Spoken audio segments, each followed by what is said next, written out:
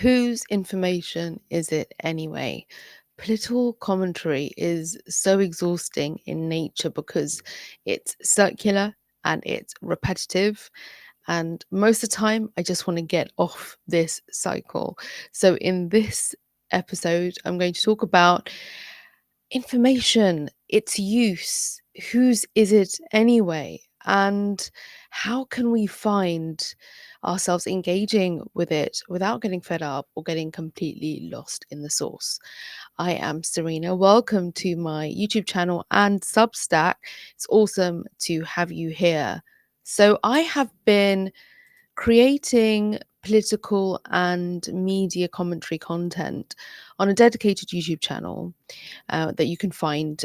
It's a link somewhere wherever you're watching this, and the channel is Serena Say It. And in that time that I have been streaming mainly, a lot of American political reactions actually, I have always come across pushback. And the pushback can come from anywhere, but the pushback is usually something along the lines of go educate yourself. Whose education? Whose education should I go to? Source? Which is the right kind of education? And then is it a Western education? Which hemisphere? Which part of the world? Who? Where? Why? How? What? When? Where? Have I done all the W's? So it's taken me quite some time not only to monetize that YouTube channel, and now I'm just over 2,000 subs. Took a while, just I think under a year of consistency. I'd been doing it for longer, but just under a year of consistent streaming. And it has been a rewarding experience. I won't say it's been dreadful the whole time because of the nature of the political comment section. It's been rewarding because it builds community, and when you're going live in long form, it's a great training for you personally. It's like you're doing stand up, and you are being heckled from the audience, and you're seeing the audience comments and then how they engage with one another. It's not something that I undervalue. I value it a lot, this experience of building a channel on long form content when you're live and you're having to think on your feet. And it's a different experience to when I upload to my personal YouTube channel, my business YouTube channel, or now my Substack. The thing is, though, due to its nature of being current affairs, it gets hugely sticky and it gets hugely yucky, messy, murky, and tiring.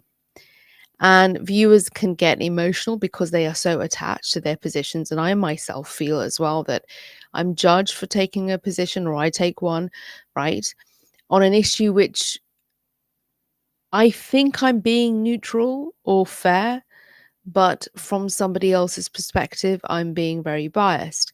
And so I try and do my best to exercise reflexivity where I am checking my assumptions and my biases. But lately, I'm getting quite irritated with the level of hypocrisy and double standards, even when you're being fair, even when you are applying some reflexivity, some critical thinking. And so then I will take a position because I guess then by anyone who holds a contrasting position, they will view me as being biased or needing an education. They will start spitting disagreement. But what they really mean to say is educate yourself with the information that we have. We don't want your information. And I understand this. I understand why they say this, because wherever we are, not just on the internet, but in our sort of pocket, in our sort of personal world, we are met with data and information that feels comfortable, that feels safe, that feels right, and we will be quite happy to sort of remain in that zone and stick in that zone. And we might kind of venture out a little bit here or there, but it's only ever like it's like you're doing the robot, and it's like, I want to do the robot, but I'm only gonna you're not going to go all the way out. You're not going to be like flexing your moves and whipping your arm around the place. It's like if you're going to do the robot mentally, like, go for it. But you know, perhaps, and I'm being fair here, a lot of us are doing our mental robot super small movements and just around here. And again, we're not using our head. You get the gist. You know what? You see, I'm just going to start like doing all of this business. So what ends up happening is someone is seeing you flexing in a different way and they're like, no, no, no, no, no, no. I've been doing my mental robot in this way with these moves in the mirror. And what you're showing me is not at all reflected to me in what I see every day. And so that's a tunnel vision view. That's a thinking trap.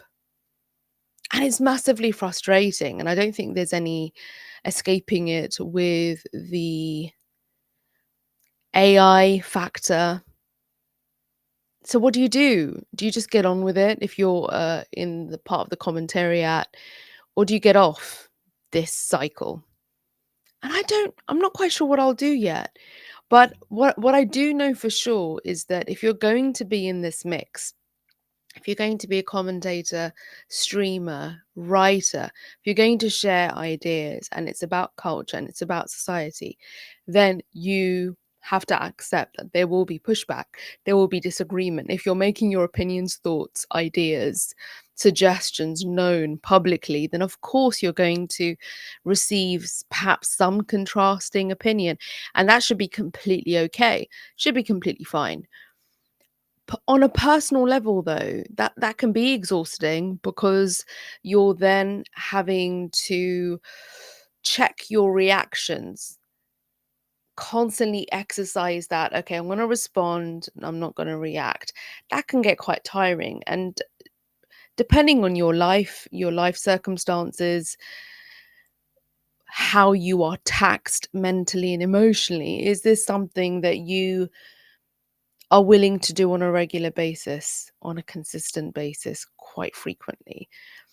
I I've only spoken very briefly in the past of my personal circumstances, and only lately I've realized that I should be a bit more vocal so that people can understand what my assumptions and my biases are, what my subjectivity is. But I've always, as an adoptive single parent, always drawn sort of balanced this sort of fine line between being able to voice my experience and my story whilst also maintaining the confidentiality of my child's story, who's now a teenager.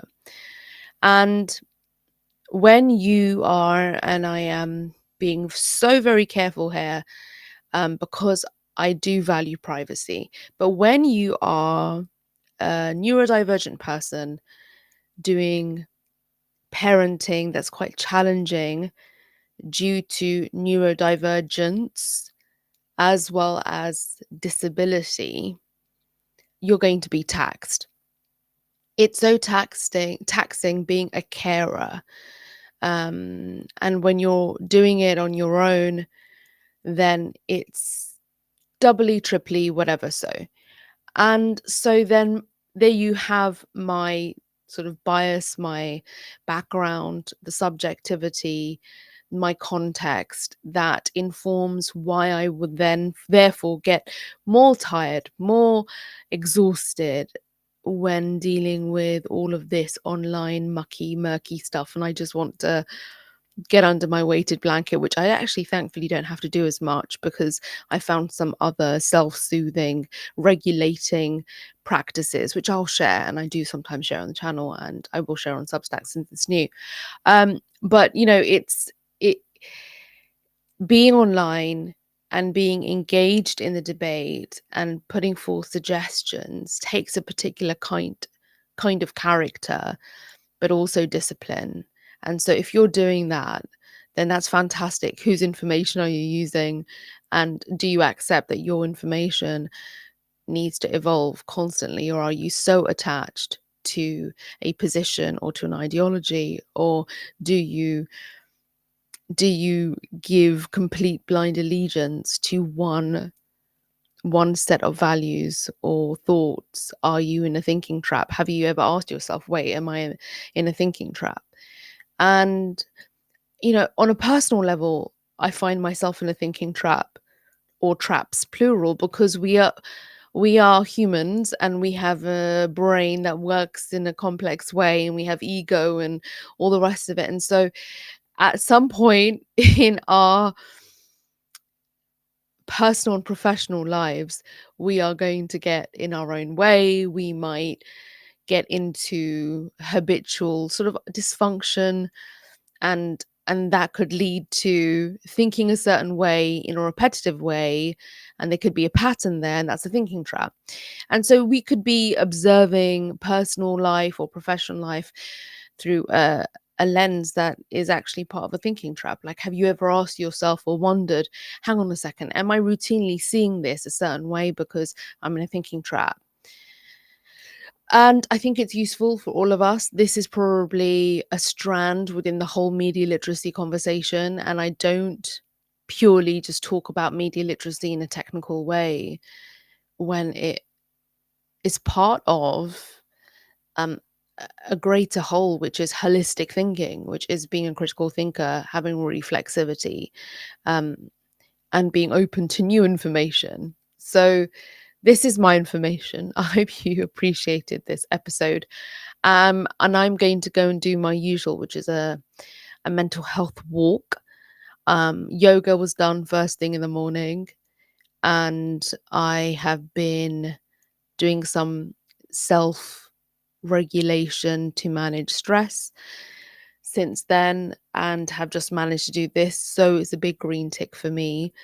And if you would like more from me, then the links are available. I have a YouTube channel called Serena's Playbook, which is dedicated to level up the strategic thinking of entrepreneurs and creators. And I use my 20 plus years in communications. I'm a chartered public relations practitioner. And I also use my experience studying systems thinking at postgrad level. I'm on the last leg of my MSc. And I also bring my sort of holistic, creative background to join the dots for others who are building their brands and businesses in public. So you can check Serena's Playbook out. And then there's the YouTube channel that's all about media, politics, and even entertainment commentary, which I'll probably do the latter a little bit more just to give myself a break, just to switch things up a bit. And that's called Serena Say It. And then you're here on my personal YouTube channel and Substack. So there you have my offerings. And each one of those have their own offerings and their own sort of links and tentacles that go off into free downloads or masterclasses. And you can check those out as well. So there's a universe of content here. Take your pick, and I'll see you in the next one.